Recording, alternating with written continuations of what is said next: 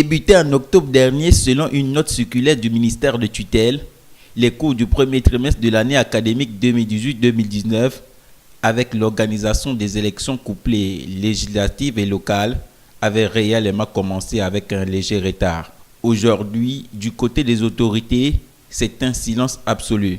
Pas de réaménagement de calendrier scolaire. Avec le feuilleton du 7 janvier, là encore, les apprenants ont également pris congé eux-mêmes de 2 jours, voire plusieurs. À notre micro ce jour, Simon Donguezo, leader syndical et enseignant, fait la lecture de l'année scolaire en cours. L'année scolaire n'a pas eu un programme. C'est-à-dire qu'on sache que le premier trimestre prend de telle date et s'achève à telle date. Ce sont les chefs d'établissement qui ont organisé chacun à sa manière son trimestre dans chaque établissement. Il n'y a pas eu de renouvellement des chefs d'établissement. Tout ce qui avait été promis par l'ancien ministre, dit-on, rien n'a évolué. Alors c'est un premier trimestre, quand on parle de trimestre, il faut même dire que le premier trimestre a une durée d'1 mois et demi, environ, 1 mois et demi. Donc, est-ce qu'on peut appeler ça trimestre? À vous de juger.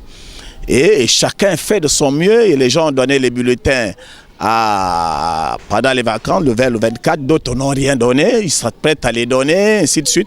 Il y a encore eu 1 ou 2 semaines de vacances obligatoires suite aux événements du 7 janvier. Alors donc, le ministre de l'Éducation nationale n'a communiqué à personne, il n'a même pas fait une intervention pour appeler les élèves à reprendre les cours, c'est-à-dire pour garantir la sécurité dans les établissements.